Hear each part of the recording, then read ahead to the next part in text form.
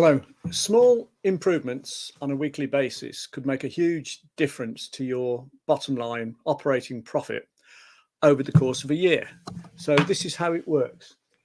If you had, say, 100 customers from the end of last year, 100 customers or clients, and if you generated 50 more leads next year and converted 50% of them, then that will give you an extra 25 customers or clients.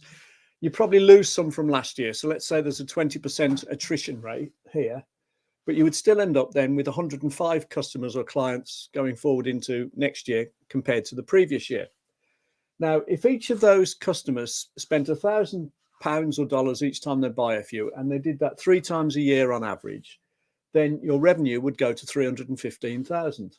If your variable cost for the £1,000 that you're selling is 600, then you'll have a gross margin of 40% because you're making 400 on every 1,000, so 40%, which means that you'd still have some overheads to consider, things like rent rates, wages, salaries, etc. But by the time you take those off, you'd end up with an operating profit of 66,000 on a revenue of 315,000. So then if you could make a 1% improvement a week, and I'll come back to that figure, but let's just say you could make a 1% improvement per week because you're working on your business, you've set time aside to do it, which most people don't, of course. But if you did set that time aside to do it, then the 1% a week, you could focus on 5 key areas here. So you could focus on generating 10% more leads over the course of a year. So your leads go up from 50 to 55 in number. Now, there's lots of ways of doing that. There's just so many ideas you could implement if you take the time to actually plan it. You use what's called strategic marketing as well, by the way, rather than tactical. So you plan it out beforehand. That's what strategic means.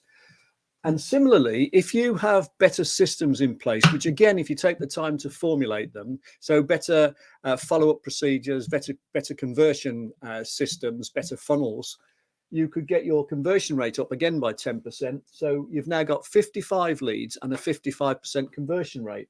And that means that you'd now end up with 30 extra new customers rather than 25, or 30 extra new clients.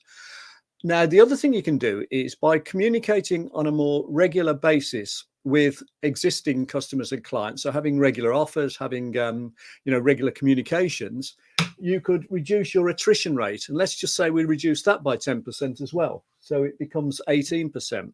The net effect of all of that is that our customers or clients go up from having 105 to 112. Now, what we'll also do is we'll make them more regular offers, and we'll also do things like having cross sells and upsells and bundling in extra value packages when we sell to them. And if we could do that effectively, again, taking time on a week out basis, and we're only looking for a 10% improvement, we could get the average spend up from 1,000 to 1,100. And we could also get them to buy slightly more frequently on average. So 3.3 times rather than 3. So what we've done so far is we've created 10% more leads. We've improved our conversion rate by 10%. We've reduced our attrition rate by 10%. We've brought in ways of getting people to spend 10% more when they buy from us. That could involve putting up prices. It could involve having differential prices for different customers, segmenting your market. And we'll also get them to buy more frequently by regular communications and offers. The effect of all of that takes our revenue up from 315,000 to 406,000, which is more or less a third. Our variable costs, we're not going to even look at our costs. So our costs are going to stay the same. There's probably scope to reduce our variable costs. There's bound to be, but we won't even look there.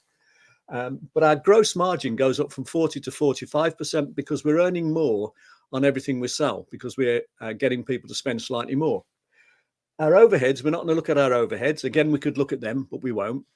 But our operating profit would nearly double. It would go from 66,000 to 125,000 just under, which is a 90% increase. So the net result of just all these 1% would be to more or less nearly double our bottom line.